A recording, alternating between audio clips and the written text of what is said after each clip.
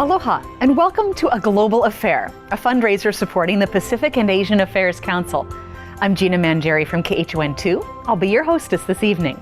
Tonight, we'll hear from members of the community from all ages and backgrounds, sharing how PAAC has played a significant role in their lives, and why PAAC's programs are instrumental in developing Hawaii's next generation of global leaders.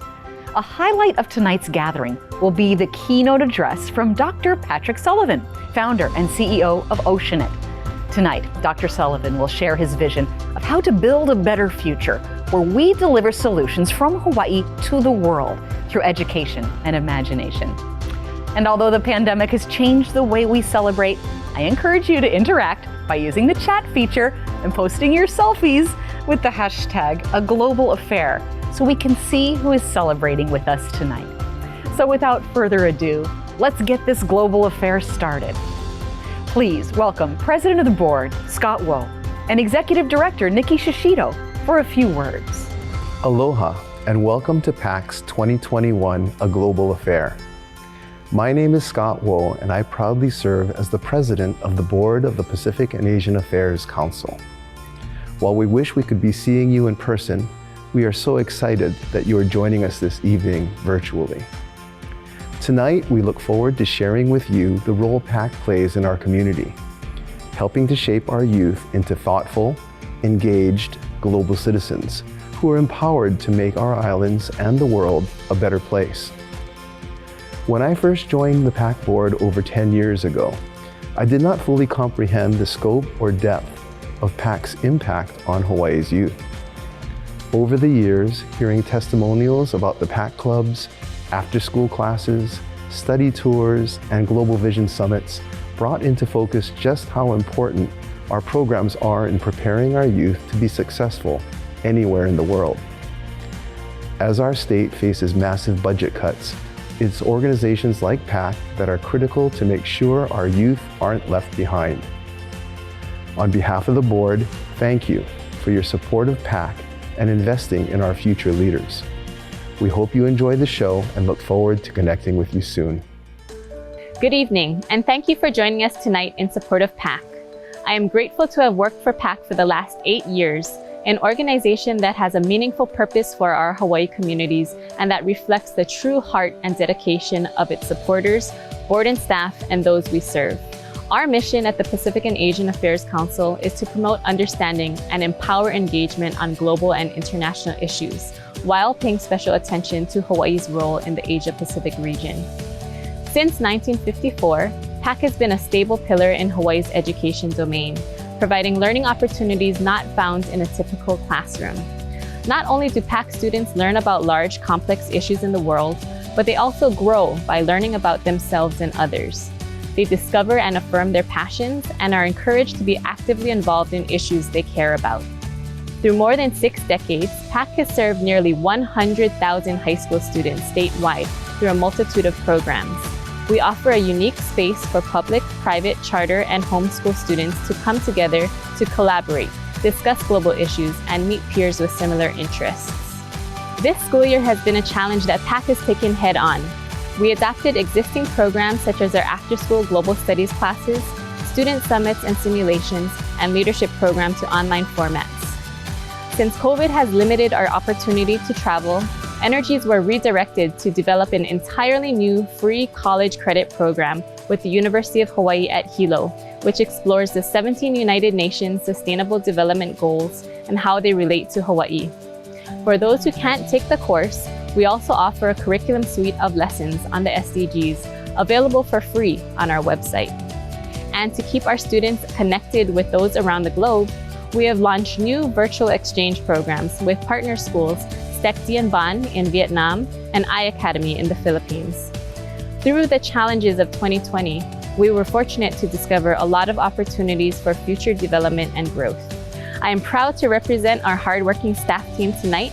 They are the ones who work tirelessly to bring these opportunities to the people of Hawaii.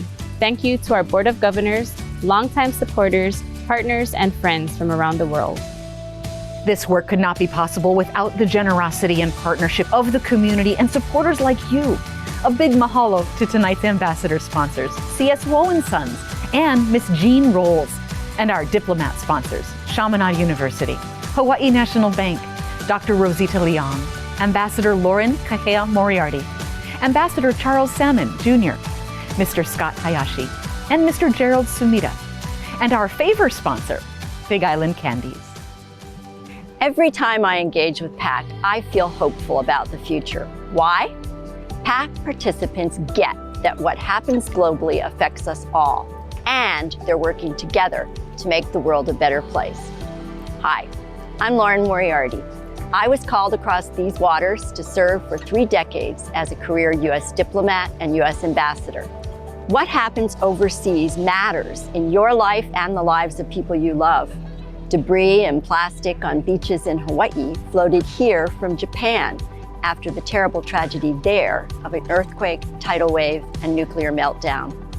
A few years ago, a false alarm about a North Korean missile attack sent us here in Hawaii scurrying for safety.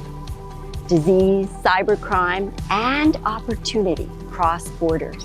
Overseas, we can find new markets and suppliers. In person and virtually, we can share information, ideas, innovation, and inventions globally.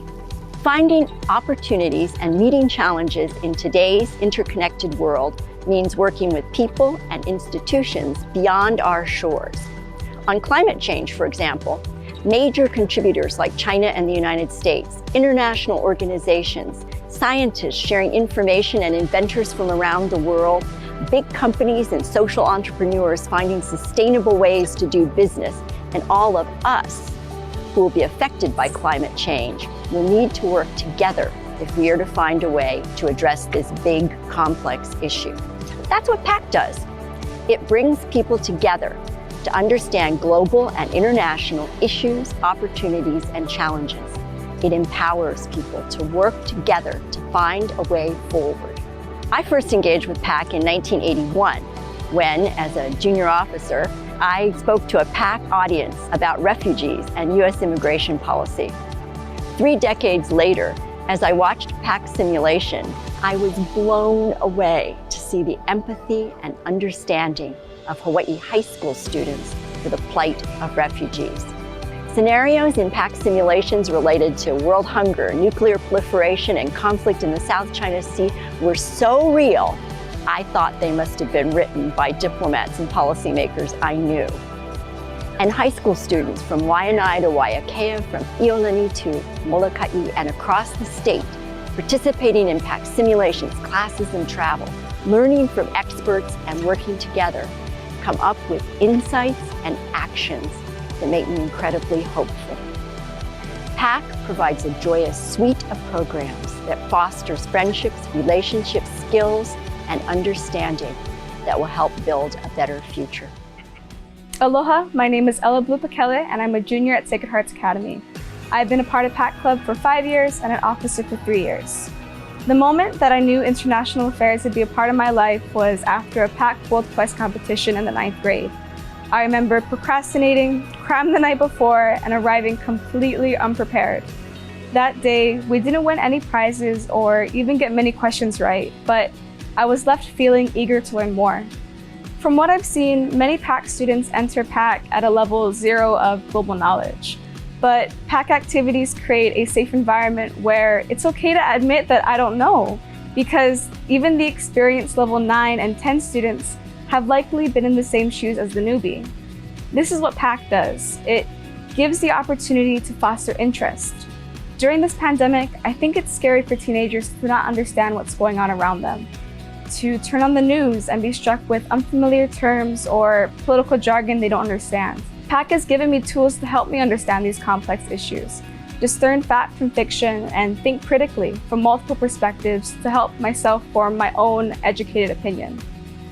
PAAC at its core is about interconnectedness. PAAC teaches us that there is community not only within Hawaii, but around the world, and that it is our responsibility as global citizens to learn about others to better understand ourselves and our own identity, both in the context of one's culture and the history of one's country, and always furthering the question of what does it mean to be a global citizen?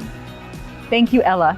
I actually had the pleasure of meeting many bright and eager students like Ella when I led a workshop at the PAAC Global Vision Summit on Media Literacy back in 2019. Our next segment is brought to us by C.S. Woe & Sons.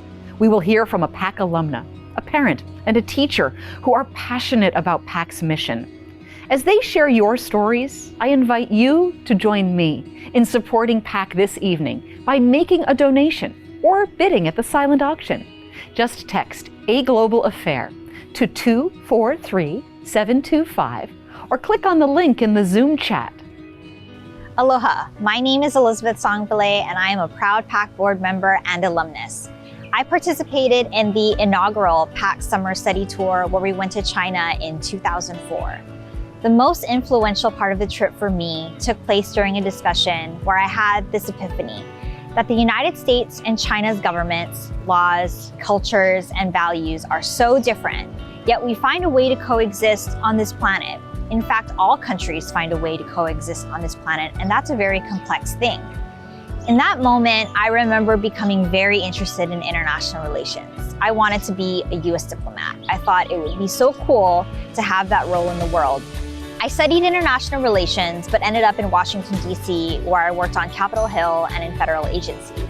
And now I work in government and community relations in the private sector.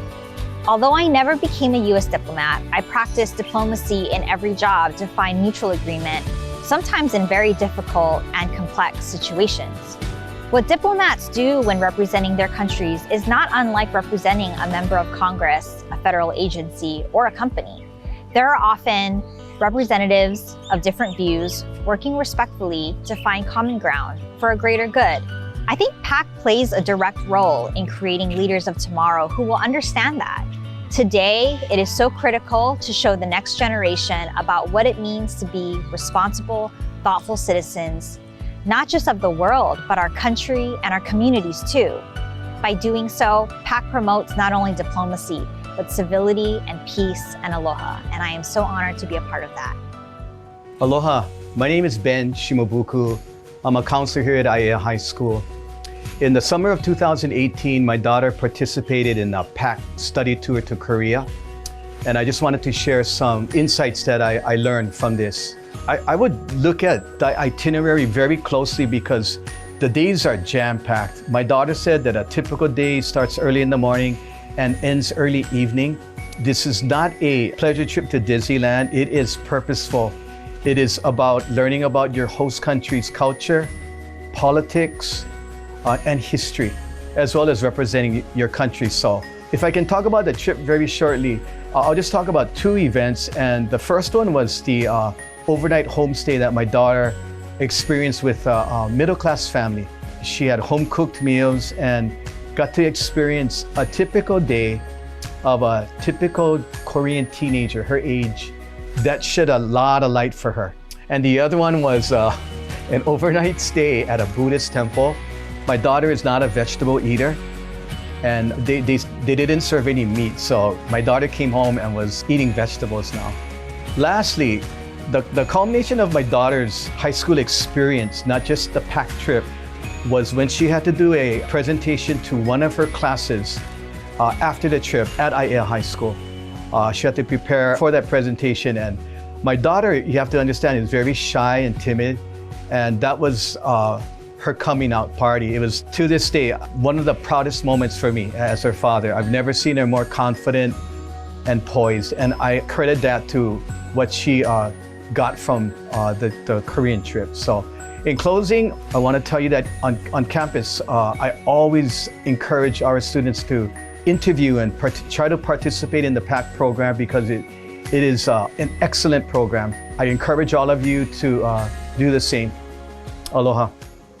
Aloha kako. I am Sherry Casetta, a teacher at James Campbell High School, and I've been a huge supporter of PAAC since my first time chaperoning students to a Global Vision Summit 10 years ago. The Department of Education has ambitious goals to provide education with a global perspective. PAAC fulfills the DOE's goals by offering a wealth of resources focused on developing global citizens. PAAC's experiences transform students and empower them to be the change. Transformation happens in students who join PAAC. My students expressed feeling greater self-confidence and improvement in public speaking, and ability to work with others to solve problems. One student said, PAAC pushed her leadership skills and taught her to not be afraid, to explore and to express her views. Just recently, she was invited to be on a panel for the Hawaii NAACP to speak on the topic of confronting racial injustice. Another of my students found her calling after completing a service project on sustainability, which helped to define her long-term goal of making a difference as an environmental activist. Students in PAAC learn to collaborate with others through real-life problem-solving scenarios. These are skills students need to be successful in their career and personal lives. I've appreciated the way PAAC makes these experiences accessible to more students. At our request, PAAC came to our school and facilitated their simulations for hundreds of students. Due to COVID, simulations are now possible through a virtual platform. Pre-COVID, students who participated in study tours developed awareness and became more critical of the inequalities they witnessed. Now, these students share their international experiences in class discussions. Many of them use those experiences as the foundation of their service learning projects and the catalyst for creating change by feeding and caring for the hungry and protecting our island against gross environmental pollution. Students in PAAC realize that they can be the change maker and the influence of future generations. Many of my students participated in these life-changing study tours on scholarships PAAC provided to subside costs. My fondest memory with PAAC has always been where new friendships were forged. Friendships were either formed locally while attending PAAC activities or made internationally on study tours. As a chaperone on the Philippines study tour, I recall the students singing, dancing, and laughing during several of their collaborative intercultural interactions, which resulted in international friendships. For many, social media keeps the students connected to this day. PAAC makes a difference in students' lives, whether it be improving self-confidence, increasing the voice of youth in global affairs, growing young leaders focused on finding local solutions, expanding knowledge of international affairs, or just connecting students with each other in another country. For the past 10 years that I've been involved with PAAC, PAAC has always opened opportunities and shaped the minds of students who want to know more about the world they live in so that they can make a difference. I thank PAAC for being a part of the collective effort that believes in the potential of Hawaii's students to be change leaders of their generation. Mahalo, PAAC. And mahalo to you, Sherry. PAAC could not do our work without our amazing educators like Sherry and Ben that not only are on the front lines supporting students, but who encourage them to participate in PAAC programs. PAAC invests in Hawaii's teachers knowing that the multiplier effect is endless. Teacher workshops are offered covering the arts and culture of Asia and the Pacific through hands-on activities to supplement curriculum for K-12 classrooms. Workshops are provided in partnership with the East-West Center Arts Program, and they have served more than 175 teachers over the last 5 years. Additionally, we wanted to highlight PAAC's important work in international exchange. Since 1999, PAAC has served more than 1,500 foreign professionals visiting our islands through the U.S. Department of State's International Visitor Leadership Program. Every year, U.S. embassies around the world identify the most promising young leaders and invite them to participate in the International Visitor Leadership Program. The U.S. Department of State entrusts to PAAC all programming in Hawaii for participants in this prestigious program. PAAC coordinates meetings for these emerging leaders with their Hawaii counterparts to discuss topics ranging from national security, biodiversity, entrepreneurship, public health, and more. These mutually beneficial meetings allow not just for professional exchange and future partnerships, but deeper cultural understanding. PAAC helps shape how these future presidents, policymakers, and leaders in business and civil society understand the United States. People in Hawaii get to learn from the experience and expertise of these emerging foreign leaders and form relationships that will last as they move up to greater levels of influence. If you're feeling as inspired as I am, I ask you to consider making a donation tonight Donations support PAAC's global education programs serving Hawaii high school students statewide. Just text A Global Affair to 243-725. Now, we all know that our schools are currently facing massive challenges. It's going to be organizations like PAAC and caring individuals like you that can help bridge the gap to ensure that our youth, our future leaders, are provided with the knowledge, and skills, and the inspiration they need to thrive. Another way you can support tonight is by bidding generously on our silent auction items.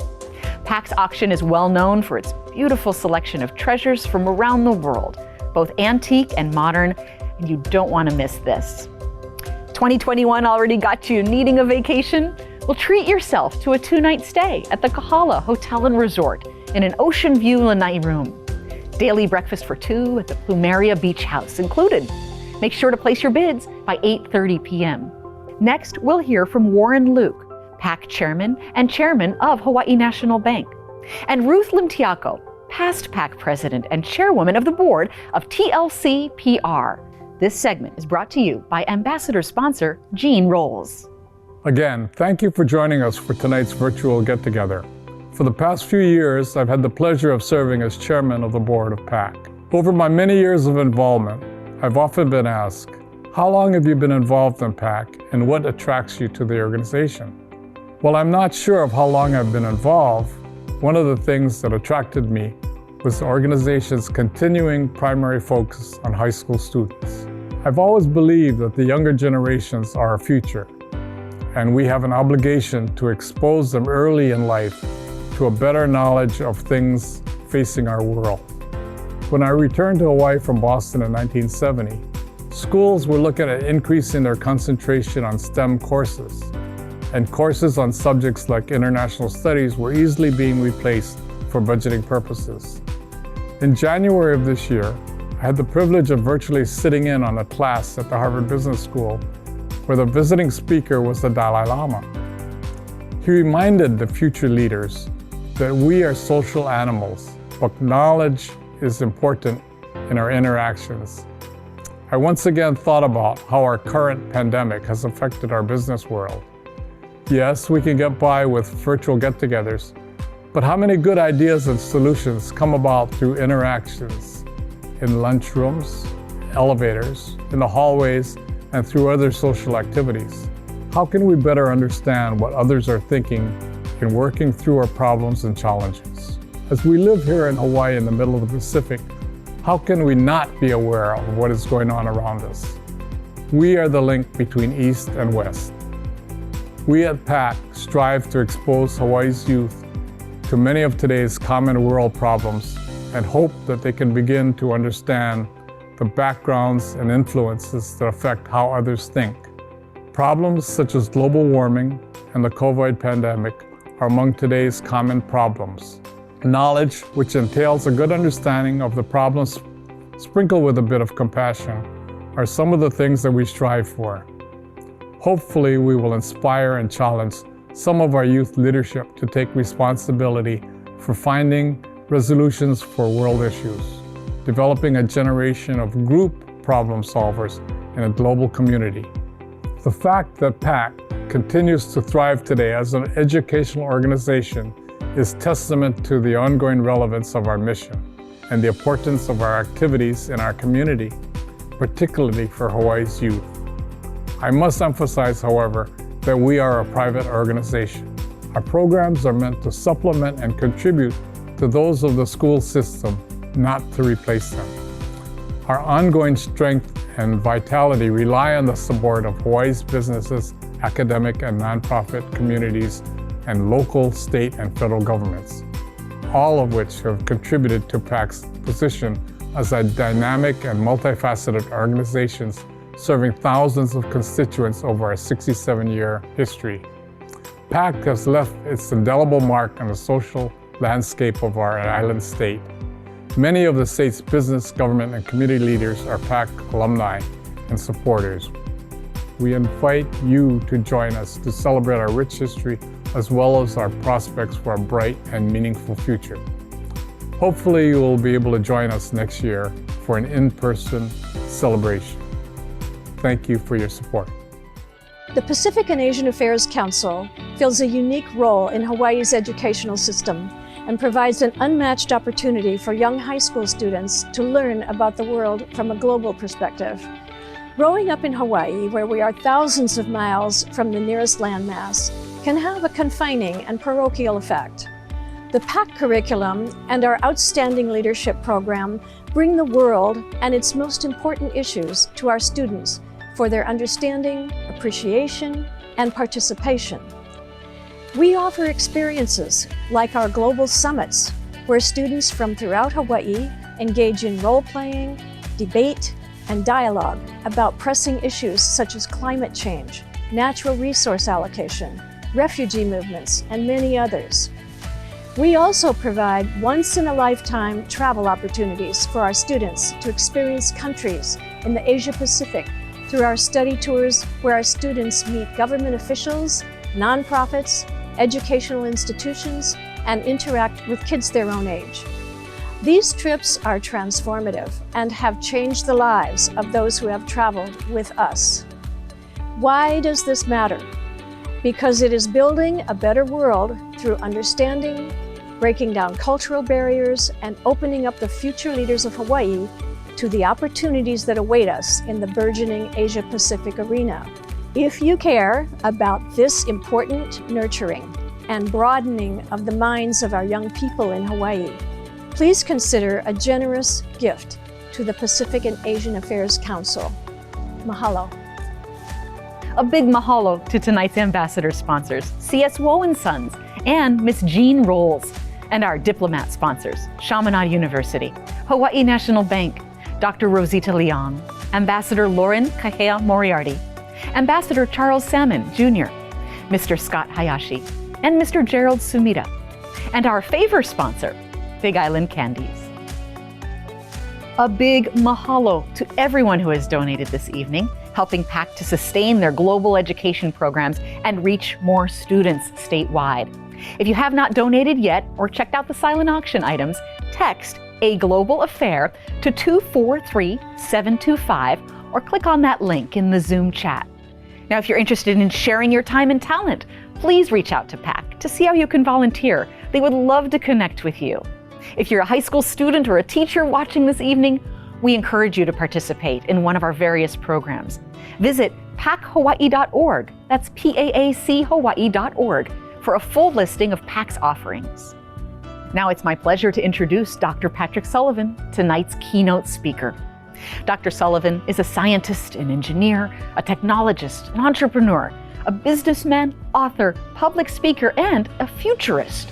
Dr. Sullivan founded Oceanit in 1985, a self-funded mind-to-market company that provides cutting-edge, innovative solutions in fields of aerospace, energy, engineering, information technology, and life sciences. Oceanit's mind-to-market business model integrates design thinking for human-centered design with intellectual anarchy. That's the art of disruptive innovation. PAAC has been lucky to partner with Oceanit over the years. Oceanit has led design thinking workshops for hundreds of PAAC students and engaged international visitors in conversation and exchange. Dr. Sullivan, named Hawaii Business Magazine's 2016 CEO of the Year, has more than 40 years of entrepreneurial, startup, business, and scientific experience. He also served as the honorary consul to the Republic of Indonesia in Hawaii from 2001 through 2013. Tonight, Dr. Sullivan will share his vision of how to build a better future where we deliver solutions from Hawaii to the world through education and imagination. Following that, we'll have a Q&A session. So drop your questions in the Zoom chat or email them to info@paachawaii.org. That's info@paachawaii.org. Now please help me welcome Dr. Patrick Sullivan, who's here with us live this evening.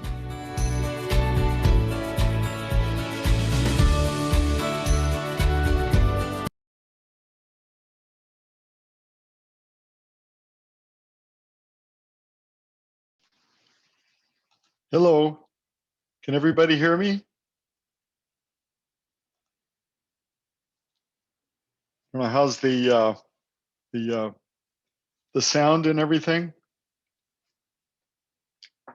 Anyway, I just wanted to thank the team, the PAAC team that put this together. Richard at the East-West Center made a suggestion that this might be interesting for everybody, but the PAAC team been awesome. Anna and your network delivered this beautiful lei and a gift basket and a meal that I haven't eaten yet, but it's quite impressive. So it's an honor to be here today. And what I wanted to do was share our thoughts about what we do here in Hawaii as we see the rest of the world as a market. So it's a little bit of an odd idea, but it seems quite relevant, especially for PAAC. So I thought what I would do first is maybe share my screen and then walk through some slides and answer some questions that may make sense. So let me try this. Okay. Can you see the slide? Yeah. Well, again. Yeah, we can see you great and we can hear you great. Okay, thank you. Well, again, thank you for the invite. And this is quite a wonderful organization. So it's interesting. You know, my background is in business and engineering science and that kind of thing. But my experience as the Honored Consul for Indonesia was interesting too, because the complexity of the world has everything to do with how business really works. So I thought I'd start with this in terms of this question. You know, the economy here relies so heavily on tourism, and I think we see the problem now with the pandemic even more so than before the pandemic. But I would argue that even before the pandemic, there were issues on the horizon.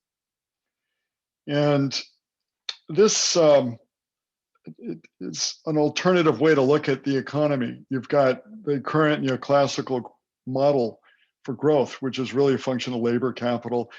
You know, technology is part of it. I mean, the airplane transformed Hawaii, I think, in '59 to move people here and really open up the visitor industry. But this other approach, which is called endogenous growth, I think is very relevant to the way we think. And I think it's also relevant to the mission of PAAC. So it's really about building human capital, innovation, and knowledge creation.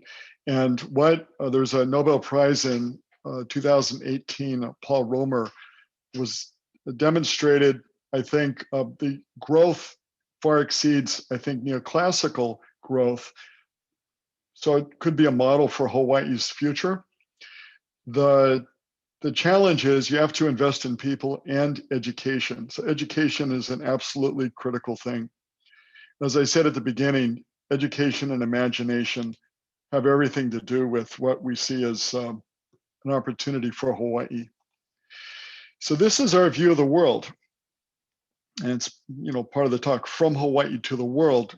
I think historically, we import expertise and we export our children. And it's not a satisfying experience for those that do that with their kids. And I think it doesn't take full advantage of what we can do in Hawaii. And I think today the world is so different than it was years ago, when maybe just getting an airplane flight here was a big deal. What we've learned is when you have broadband, energy, and transportation, geography disappears. And we think that's the case. And so, but yet we've been involved with the local high schools, K-12, to this program we put together. We're not educators, but we've been involved in education because it's not our business, but it's everybody's business. And it's really, how do we empower kids? It started with design thinking a decade ago. And it was really a problem we were suffering at Oceanit because of us doing disruptive ideas and looking at market adoption. And we realized that there was a huge gap in education. There was a group at Stanford, David Kelly and company were developing this idea in the College of Engineering called design thinking. So 10 years ago, we started the Design Thinking Bootcamp here, brought Stanford over, worked with them for a couple of years. And each time at the end of the boot camp, they would come by and back brief me. And it was interesting because their comment was, I don't know what's in the water, but there's an appetite and an aptitude for innovation here. But it's, I think, untapped. And I would say that that's in fact what we've learned. A few years later, we started this program on Altino for coding, but the idea was to get 200,000 kids educated by training 5,000 teachers. I think to this day, we're probably at 1,000, 1,500 teachers. And the idea is to build a curriculum in the non-STEM fields, history, social sciences, English, that build a lesson plan that includes coding. And we use these autonomous cars where they run the code to have these autonomous cars do things. It's very hands-on. The teachers love it. The kids love it. It's crazy. Again, this is an experiment that went well. It's not our business, but we experiment in, on, and around the business. And then the last thing we've been doing a couple of years ago is around artificial intelligence. And we started a program called Aloha AI. And again, it's K-12 to get kids conversant and comfortable with artificial intelligence so that in the future, they're not victims of AI displacing their jobs. They create the jobs because they master the tools. And these are just tools. It doesn't substitute or compete with social sciences or other fields. They actually work together. So these are some of the teachers that we've worked with throughout the state. Again, the goal is to get 5,000 teachers, but the key theme is education plus imagination creates opportunity. And we've had a lot of experience at Oceanit with undergraduate and graduate level students through our internship program. So we've probably had, I would guess, about 800 or so paid interns over the years, mostly undergraduate, graduate level. What's interesting is a lot of them never realized what was thinkable or possible. We have a curriculum and a program we actually manage. But this year at this time, surprisingly, we have over 1,000 applicants for a handful, maybe 10 kids, and mostly they're local. But there's a huge interest in doing something like this. And what we do is we show them what we do. That's pretty much it. And we ask them to tell their family and their friends what they see. And that's pretty much it. I mean, they work with people, they have mentors, it's very structured, but we don't just talk about innovation, we talk about some of the inequality issues. Who owns Waikiki? What does the hedge fund do? Why are people living on the beach in Nanakuli and, in tents in Kaka'ako? It's all part of this thing to look at empowering these kids to do something. And we encourage them to go on to graduate school. A lot of them get a master's and PhDs, and we stay in touch. We've ended up, it wasn't really a program to recruit and hire, but strangely enough, we've hired a lot of these kids as they've grown up and they wanted to come home, and they're amazing. I think once they know what they're fighting for.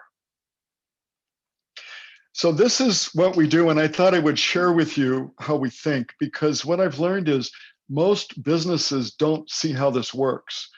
They say, well, education's good, but kids got to leave. I mean, that's kind of just an accepted idea.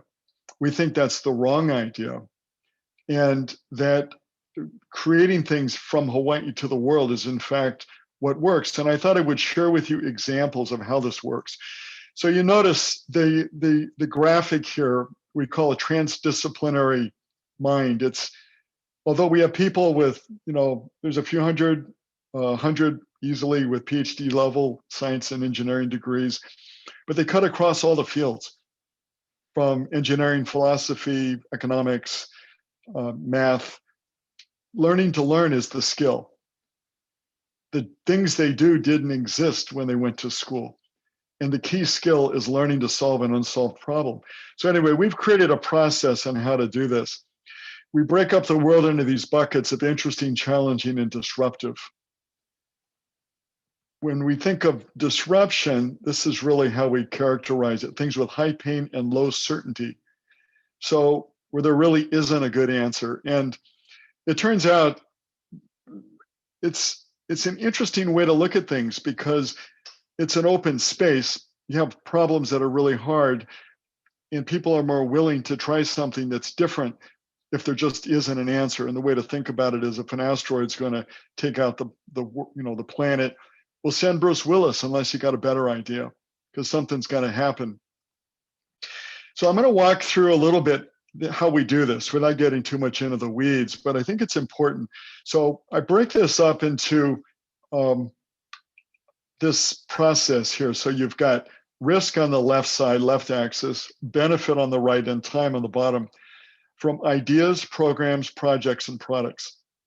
Ideas are things that we think about that are interesting and important. Let me say that again, interesting and important.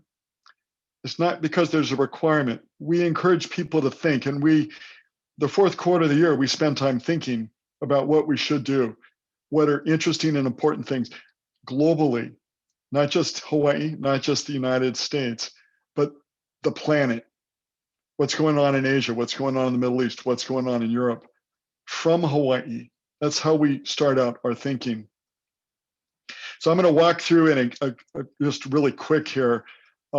2006, I think we started a program in nanotechnology, not because we were the world's experts, but because it was interesting and important. We ended up co-hosting an international event with the University of Hawaii and put a program together on industrial applications in nanotechnology with the Department of Defense, which is something they never figured out how to do. And from that came a whole bunch of projects. And from that came a ton of products. And this process repeats itself over and over and over. And I think trying to share this idea is important because I started Oceanit in Hawaii with $100 30 some years ago, and it's based on ideas and people. One of the things that came out of this program is a thing called HeatX, which basically saves energy in power plants. And we're deploying this all over the world. This is in Abu Dhabi, but Saudi Arabia, Europe. There's a French power plant. We just did a bunch of deployments in Alaska with an Italian company that bought up the British petroleum footprint. The point is, it was all created here in Hawaii, actually on 4th Street Mall. If you want to come for a tour, we would normally offer tours, except for COVID. Ultra is another interesting thing. Again, these are just little examples. Underwater broadband. Because we were working with a group off of Rio in Brazil to deal with a thing called the pre-salt that's at 10,000 feet. And there's a company that makes these massive machines that are about the size of 3 or 4 story buildings. And they needed the Internet of Things. And so we put together a collaboration with Shell and then later with Department of Energy to put a gigabit underwater with lasers. And we're actually deploying these demonstrations off of Point Panic right here. But it really came from this interaction in Rio de Janeiro. DragX is another interesting thing that came from this effort. It reduces drag in pipelines. Now, it started out during the Obama administration. There was a problem with methane leaking.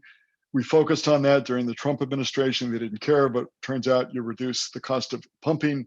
And cost of pumping has a huge impact. They're trying to put a massive water project in India from the Himalayas. And if we can reduce drag by up to 25%, you save an awful lot of energy. Again, all these started here in Hawaii. This is an interesting thing we're doing, which always surprises me how this works, but we produce some nanomaterials with Department of Defense, but it turns out there's a group in Korea we're working with right now specifically to produce a nano addition to a beauty product because they've got a beauty product, nobody knows how to make it. We literally are making it downtown right now. We're trying to scale up a facility, probably end up in Korea. But again, it's not because we're in Hawaii that we can't think like this. Another thing we're doing, it's kind of silly, but we call it Blast Ninja. It reduces the sound of a blast nozzle, which you might wonder, that's kind of crazy. It's aeroacoustics. We literally make this. We have a manufacturer, I think, in Milwaukee, but the demand is all over the world. All this develops downtown Honolulu.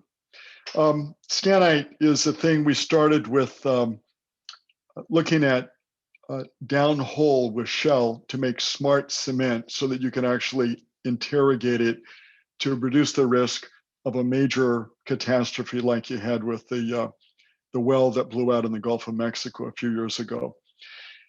What's interesting is we created all this technology in Honolulu. We're doing a scale up. This is part of it in Houston. And we're looking at chipboard sheetrock for sound dampening in Korea. So, the world is quite global, but ideas, powerful ideas, can be in Hawaii just like they can be anywhere. But you have to be able to think about the rest of the world. So this process, again, starts with what's interesting and what's important, which is a broad, almost philosophical question. So what I thought I'd do next is kind of walk you through an example of something we're currently working on, which is live and ongoing right now. So this, you might be familiar with this painting, but showing the interesting philosophical discussion with Plato and Aristotle. But this is the conversation we had a few years back on causality and correlation. But it had to do with artificial intelligence and something that would be more human-like. So human-like intelligence, human intelligence is good with small data, ambiguity, edge cases. You probably heard a few years back, there was somebody that died, a self-driving car hit somebody. Self-driving cars use machine learning right now. They keep getting better. But they trained it so that it didn't hit a guy on a bike or a guy walking, but not a guy walking with a bike. That's why machine learning is brittle, where anthronoetic AI is more human-like, and it's based on a model of linguistics, that language is uniquely human and human intelligence is uniquely about language. But then what we did was we pivoted that to an application on genomics. So if you think about it, the American alphabet is 26 letters. Letters make words. Words make sentences that have meanings. You've got this whole thing with the human genome, 3 billion base pairs, but we don't quite know what it means. And we thought, what if we treat it like a language? And if it's a language, then maybe we can understand the intention of cells. And this started several years back, actually. This question of cancer was the big question. Why? Because right now everything is based on correlation. If you smoke, here's your risk. If you don't smoke, here's your risk, versus this is what's written in the cell, the code, and the code is saying, here's what it thinks it's going to do. So if you want to adjust the code, if you've got bad code, you can fix it. By the way, we're applying the same thing to cyber. We got a ton of projects in this area, but this very specific one is quite relevant because what we did was we pivoted this with the grammar of RNA, which we developed with a program at DARPA, to design a molecule specific for COVID-19.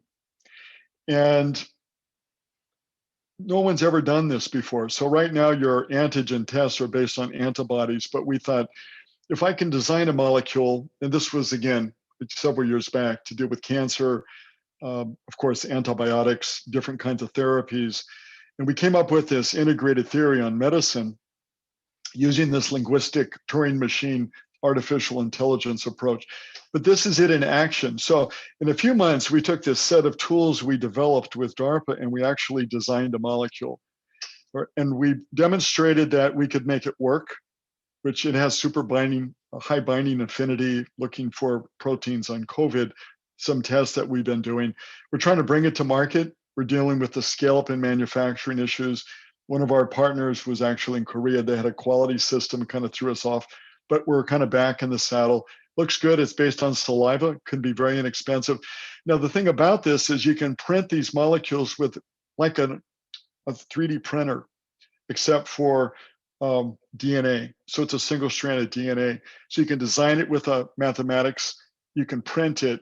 So this is field forward, edge manufactured medicine in the future. All this is going on right here in Honolulu. So kind of as I'm sort of summarizing, what we do comes down to these three things: people, which Hawaii's got amazing people; culture and environment. If you've ever wondered, there's an interesting guy, Richard Florida, who's done this work on innovative cultures. Hawaii excels in the areas that he talks about what makes innovative culture. And I think when I'm going back to the conversation with the folks at Stanford, that's part of the secret sauce in Hawaii. It's the culture and the environment, and then the organization. And with that, you can do amazing things. So I speak about it in more detail in this book, which came out in August. The book was answering a question we get asked all the time: how do you guys do this from the middle of the ocean? And I think for what we're talking about today, though, what's important is to realize that education can make an enormous difference. And this perspective of the planet as being connected is huge. Hawaii being in the middle of the ocean is not a disadvantage. And the fact that PAAC really tries to tune kids into culture, what's going on around the world in ways that becomes part of the curriculum, I think is excellent, because we find that as we're doing these deployments, and of course, COVID has made it a little bit challenging because of travel. One of our secret things we found is we have a lot of our folks grew up here. Some of these young engineers and scientists we'll put on deployments and send them to all kinds of places. And our strength is our people. And when they grow up here with all kinds of relatives, they have all kinds of understanding about the nuance of working with people. And that's huge. So 90% of new technology ideas fail because you can't implement it. And the big issue is working with people, because you've got to shift culture. And something I kind of review in the book. But we find a lot of these kids that grow up here, it's second nature. It's one of our secret weapons, I think. And it's one of the real great strengths of Hawaii. So with that, I'll kind of, I'd be happy to answer questions. But I'm really honored today to share with you this idea, and I hope you can share it with others, because we find that the policies and the legislature and a lot of decisions get very narrowly thought about. Let me unshare my screen. There you go. Excellent. Well, it's so inspiring to hear all of your wonderful achievements and the philosophy and the depth that you put behind it, Dr. Sullivan. Just an honor. Oh, thank you. Got some questions that have come in from viewers here while we've been talking. What specifically can all of us who are out here watching and listening to this program do to encourage optimism and innovation? Well, so this may sound kind of trite, but it's kind of a frame of mind. And if you can share that frame of mind, that the glass is half full, not half empty, the attitude that we can do things is really important. See, we find that, like with the summer interns with these kids, we do an innovation project at the end of the summer, and it's almost like they're saying, "What do you want?" And I'm saying, "What do you think is important?" We ask them, and they have great ideas. But see, people around them, it seems that as they grow up, don't think that you can do these things here. They don't, it's not reinforced. It's not part of what's possible. And so I think if you can be part of that message to the community, that would be, I think, enormous, because I think that's what's needed. It's a matter of will and desire. That's pretty much the key thing that's in between us and building a better future. That's well said. And it kind of similar to that question, this one, relates to the younger folks watching, and this comes from our chat. A lot of high school students are watching. What would be the most important message to leave them with? Well, learning is is a huge opportunity. It's not so much picking a field as trying to find the thing that you love to do. We find that these young kids that find the thing they love to do become really good at it. And they can then apply that to just about anything. So the job of the future may very well not exist today, but that excitement about learning is something you will have forever, and you should guard it. Do you feel the educational institutions then are doing enough to produce thinkers who would be a good fit, whether it's for a company like yours or the kind of companies you want to see develop, or people who can do what they love? It's a really good question. So you have some great educators here. You've got some great schools, private and public. I think giving kids the chance to fail. And people talk about that like it's no big deal. When our kids are in school and they were at Ilani, I would say to them, I don't care about the grades, I care that they learn. Because if they learn, they'll take care of themselves. And the grades follow the learning. And so finding that connection that matters to them, the kids will sort of demand to learn because those are the tools. And the thing that's important, I think, for educators is we kind of can break it up into two things: content and context. Content, the English, math, those are things that are really critical, but the context is really important. Why should they learn? Why does it matter to them?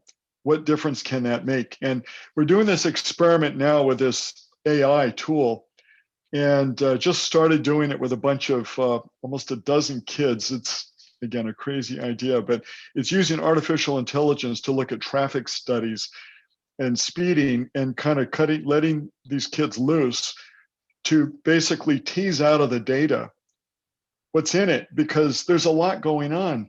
And with that, it empowers them to think and push themselves. And some of these kids that I heard today, some of them were least likely to succeed are now like superstars. That's wonderful.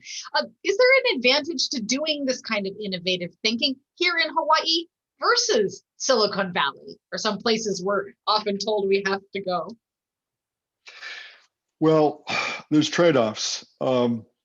Silicon Valley has a machine that works pretty well, but they tend to suffer from more groupthink.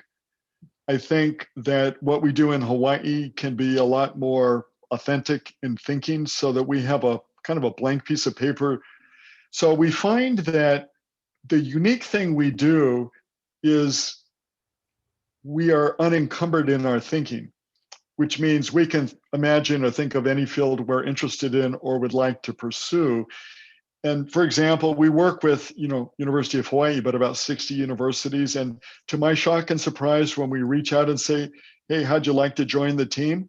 They say, yeah, I'm in. I mean, we're doing this thing now in this linguistic Turing machine. There was a guy at MIT that created the mathematics of language. He's 90 years old now, this guy named Noam Chomsky, who writes on all these other, and he's like, hell yeah. We just put a patent together with him on some stuff. Surprisingly, when we ask them about these big ideas, to my shock and surprise, there's a Nobel laureate in physics. We're having this thing on high energy physics. He says, yeah, count me in. It shocks me all the time. It's not a limitation being here. There are issues, access to capital. We've created different modalities to deal with that. But the power of the idea is actually well and alive, I think, right here in Hawaii. And I think the COVID and the pandemic has shown that even more. People moving can work here and prefer to work here. And that sort of leads us to another question having to do with COVID. Can you share with us a bit about the discovery process of Oceanit's rapid test for COVID-19? Well, we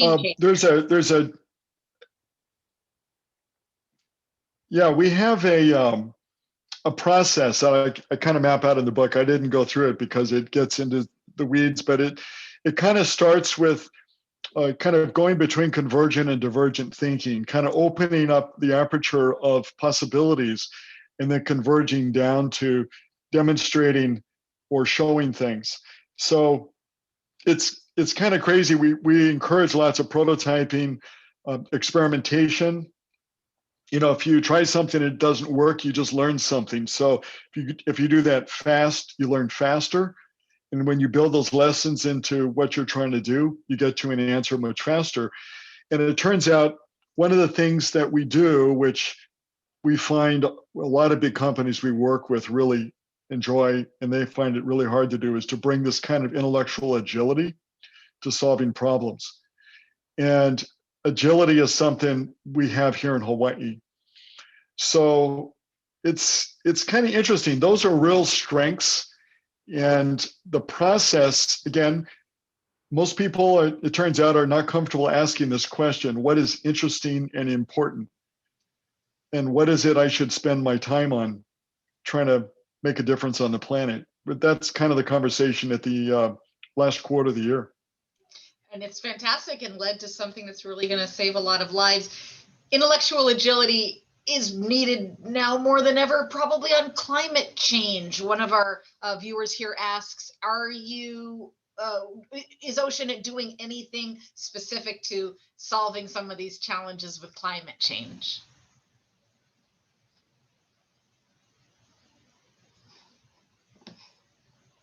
I think Dr. Sullivan might be having some. Oh, hello. Sorry, I lost you there for a minute. There we go. Yeah, the question was, just about you're seeing if you're able to solve all sorts of problems. Is Oceanit working on climate change?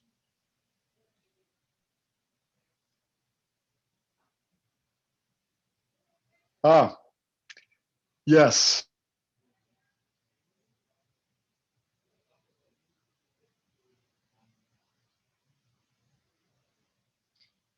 All right, we'll give this one more chance here to go ahead and come up with a little bit of technical difficulties. Really appreciate while we get Dr. Sullivan loaded back up. Thank you. We're seeing all sorts of very interesting questions come into our chat box, and we'll continue to ask this. And on all the topics do seem to converge on that idea, as Dr. Sullivan was mentioning. Hi, he's back. Great. Let's shift into that question, going back to climate change. Yes.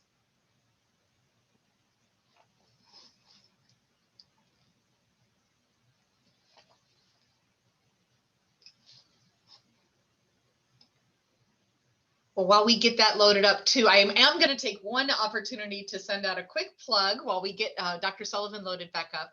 If you scroll up in your chat box and you have not yet had a chance to donate or bid on auction items, that's available till 8:30 tonight. And there's a link when you scroll all the way up to the top of the chat box. You'll see that link on how you can bid on auction items or donate, or you can just grab your phone and you can text a global affair to 234-725.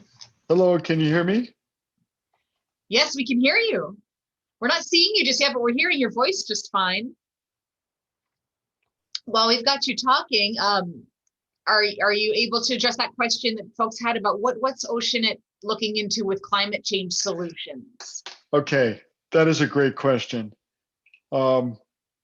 We actually were planning to do climate change before COVID. The approach we were looking at, you have a lot of climate, there's sort of two vectors that we're looking at. One is the modeling, we're looking at applying a grammatical approach, the artificial intelligence, creating the grammar of climate, which is one of the things we've been trying to develop. But the second is we're looking at a whole bunch of different technology on carbon sequestration. And there's some really cool ideas out there, and we're in the process of trying to do some of the preliminary research around it. But I think it kind of comes down to, can we engineer a planetary solution? And we actually are thinking of exactly that.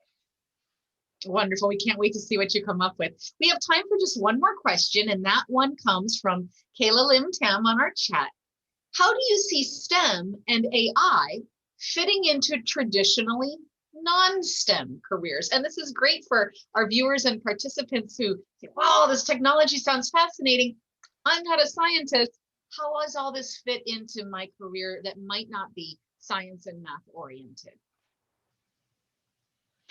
Well, another really good question. I think artificial intelligence is likely to impact life lots and lots of jobs as we know them today. And that can include a wide range of things. Understanding how it works is important. You don't have to master it and write code for it, but you have to understand what's possible. And I think, from an education standpoint, you can get kids to try it in a variety of ways. I mean, for example, we do a lot of work with, you can see language translation. Case in point, you have an entire group here, NSA, in Central Oahu, that's trying to understand a variety of languages. But see,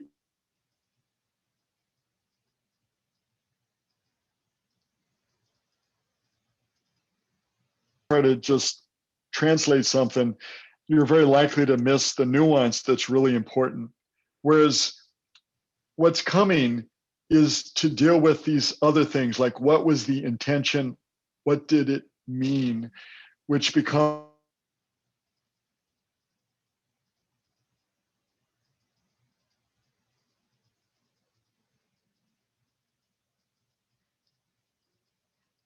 I think we lost Dr. Sullivan on that last thought, but as he's explaining that it is still important for the human element to know how to interact, to interpret, to bring the meaning to even AI. So even if you're not in STEM, you're going to need to know how to add that human element into it. And that really brings in, as one of the panelists says, why does it matter? That's a central question that is used to frame almost every PAAC program.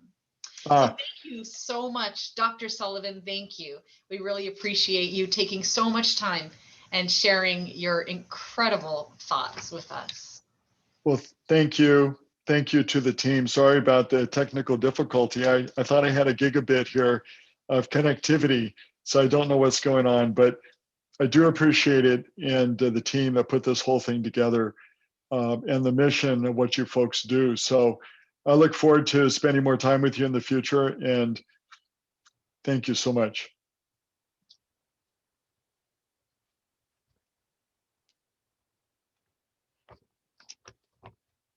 Thank you again to the generous sponsors of PAAC's 2021 A Global Affair.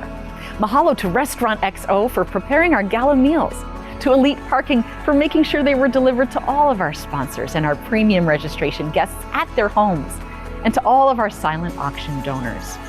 We sincerely hope that everyone enjoyed PAAC's first ever at-home gala. Please feel free to stick around for our after party to play World Quest Trivia. You can win some great prizes. Mahalo for joining us tonight.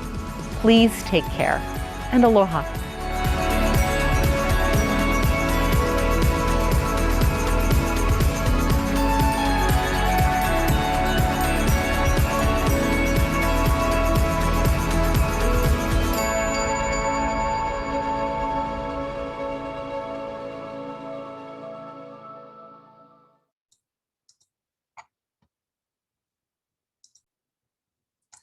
Aloha, everyone. Now that concludes the end of our first ever virtual gala. I hope everyone enjoyed it, and we're so grateful for you all for attending. It's too bad that Dr. Sullivan had a little bit of those technical troubles at the end there, but still such a fascinating conversation. So my name's Anna. I'm a PAAC alumni, and I'm PAAC's Special Events and Communications Director. And tonight, we wanted to make sure we included World Quest Trivia, because we know that for those that usually attend our in-person dinner, that is a huge highlight and always so much fun that we get to have together. So we thought we would do that still virtually. We can do it just the way that our students are going to do it next week, as they have their actual first competition of the season. So the theme tonight is global innovations, of course, inspired by Dr. Sullivan and Oceanit's work. So tonight there's going to be 10 questions, each are worth 5 points. And as usual, the team with the highest score wins. And tonight they are going to get a signed copy of Dr. Sullivan's new book, hardcover, and a $100 gift card to Royal Hawaiian, which is good for any restaurant there or any store. They even threw in 3-hour parking, so you don't even have to worry about parking. You can play by yourself or in teams, but we still only have the one prize for the winning. So if you got your family of 5 there or your party of 5, then you still only get one book, but you can share it around amongst each other. So I'm actually going to turn it over to Erica Nakanishi-Stanis, our study tour director and World Quest coordinator, and she is going to show you how we're going to play virtually tonight. So good luck, everyone, and have fun.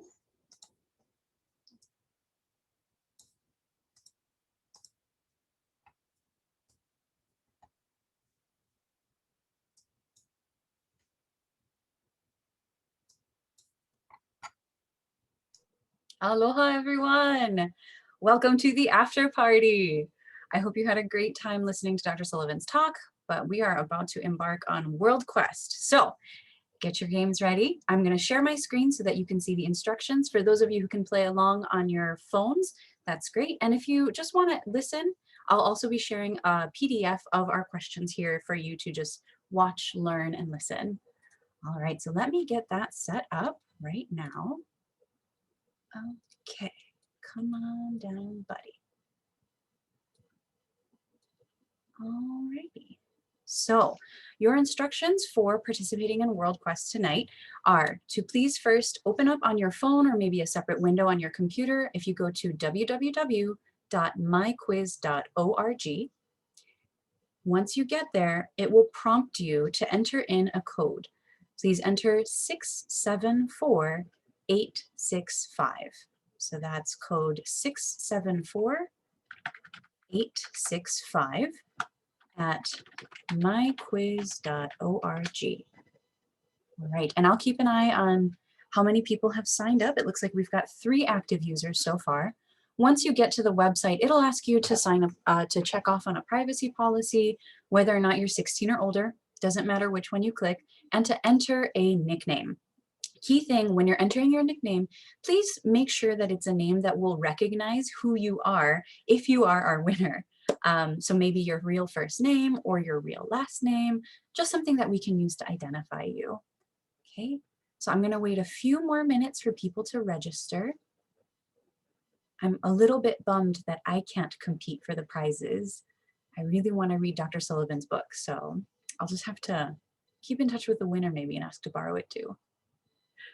All right, I've got 7 users. I'm just going to give everybody a few more minutes to get logged on because I don't want to cut anybody off. Just a sort of information about how the questions will go. You'll have 30 seconds to answer each question, but once you click on an answer, there's no takebacks. So you've got 30 seconds, 4 choices per question, only 1 correct answer. And of course, please don't ask Uncle Google for help. This is for fun, so no cheating. All right. Okay, we've got 12 active users. So I am going to go ahead and start on should we, is 12 okay? I don't want to cut anyone off. Let's do it. I bet a lot of people are playing just for fun without their phones. All right, then I am going to start. Everyone should see a 3, 2, 1. And the first question is, how long does it take Oceanit's Assure-19 COVID saliva test to provide virus test results? Is it A, 1 day, B, 2 hours, C, 30 minutes, or D, a few minutes? Kayla was fast. Answers are coming in. All right, we've just got 5 more seconds left before the answer is revealed. And the correct answer is D, a few minutes. Looks like we had a little bit of a split, but quite a number of people got that one right. So the test is called Accelerated Sensor Solution for Urgent Response to Epidemics, or ASSURE. It uses artificial technology in a simple, fast, affordable saliva test without having to draw blood or do that painful nose swab. So thank you for that.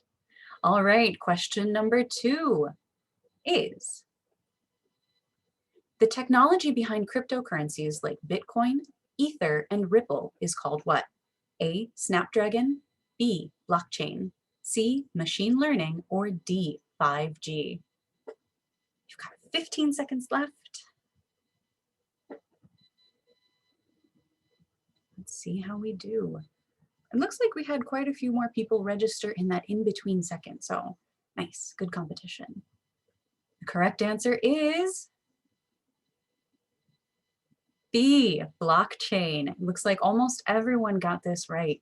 Blockchain is an open distributed ledger that can record transactions between two parties efficiently in a verifiable and permanent way.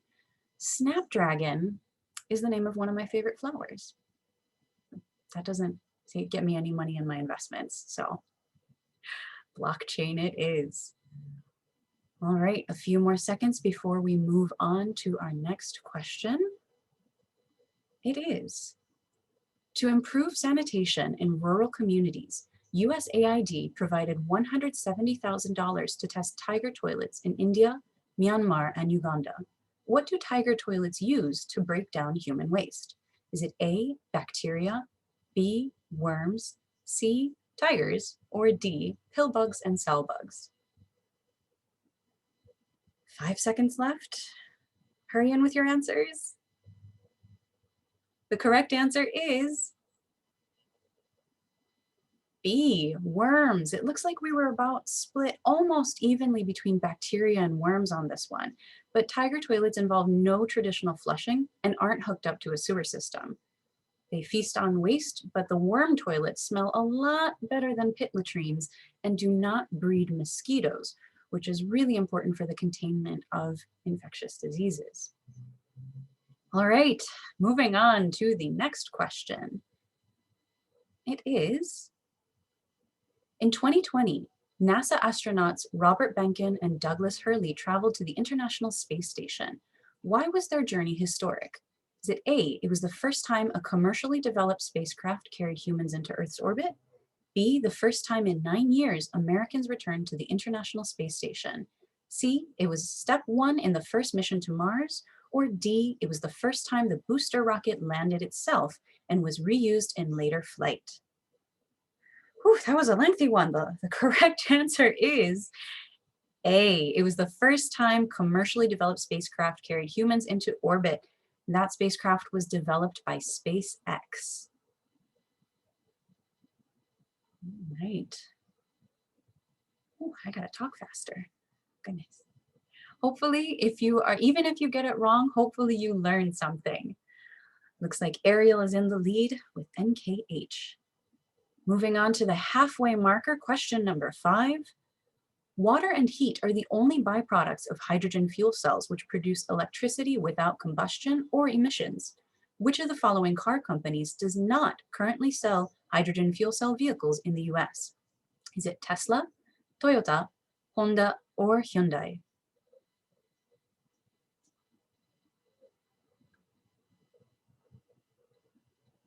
Answers are coming in.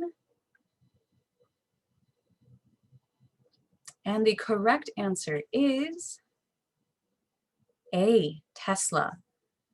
Toyota recently unveiled a revamped version of the Mirai, a hydrogen fuel cell vehicle with a range of about 500 miles.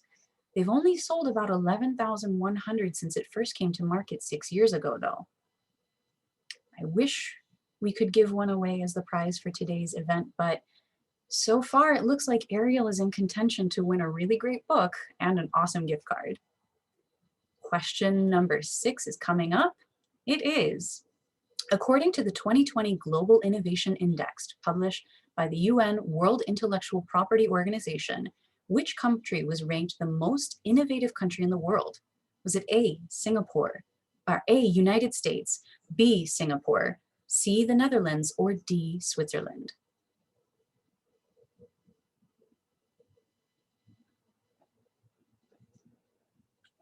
All right, and the correct answer for the most innovative country is D, Switzerland. This was a tricky one. It looks like a lot of people thought Singapore was the correct answer, but the index takes into consideration inputs related to institutions, human capital, research, market sophistication, business sophistication, and creative technological and knowledge outputs, which is a lot of factors. I'm glad they calculate it and not me. All right, moving on to question 7. It is, facial recognition technology uses machine learning algorithms to automatically detect human faces from surveillance cameras, social media, and other sources. As of today, which of the following US cities has not banned its use by police and other municipal departments? Is it Los Angeles, Portland, Boston, or New York? Which city has not banned the use?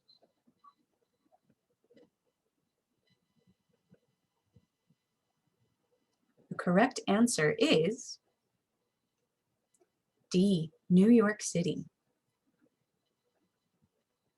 All right. Whew, we are almost there, folks. I hope you are enjoying and at the very least learning something. It looks like Layla Rose and Ariel are now tied for first. We might have to go to a tiebreaker round, which would be very exciting. But first, the last three questions, and they're not going to get easier. We have question number 8. Founded by Elon Musk, the company SpaceX plans to send about 42,000 satellites into space to create a service called Starlink. What service will Starlink provide? Ultra-high definition photos of Earth, ultra-high definition photos of space, satellite internet, or GPS tracking? The answers are coming in. All right. And the correct answer is C, satellite internet. Starlink operates using satellites in low orbit, and it could potentially expand broadband access to virtually every area of Earth. Rural areas unlikely to benefit from 5G have the greatest potential to benefit from this innovation. Okay, we are nearing the end. We still have a tie for first place, although third and fourth are not far behind at all. Let's see what happens with question 9. This city has the cleanest waste to energy facility in the world, converting 440,000 tons of garbage annually to power 150,000 homes. It also has a ski slope, climbing wall, and hiking trail. What city is this facility in? Is it Bern, Switzerland, Copenhagen, Denmark, Sapporo, Japan, or Shenyang, China?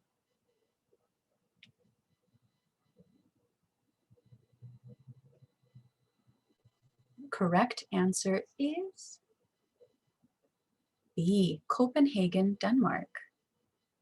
Very well done. It's called Copenhill, and it was constructed with the city's goal of being carbon neutral by 2025. Possibly the only garbage facility that I would be willing to go on a date to. All right, and our last question is coming up. Layla Rose has pulled ahead. Can they maintain their lead? The last question is, throughout the pandemic, many countries have used digital tracking and mobile apps to inform the public and trace COVID infections. What is Hawaii's mobile app that warns mobile users of exposure to COVID? Aloha Safe Alert, It's Our Kuleana, One Hawaii, or Safe and Secure? The answers are coming in. People seem confident about this one, which is good. All right, and the correct answer is Aloha Safe Alert. Well done. That is fantastically done. Thank you, Brandon, in the chat box. Aloha Safe Alert it is. It looks like we have a clear winner, although it was by a very close margin of just one question. Our winner is Team Layla Rose with 40 points. Congratulations to Team Layla Rose. If you don't mind, we'd love to have you in the chat box. Please privately message to all panelists your email address and mailing address so that we can get your prize to you.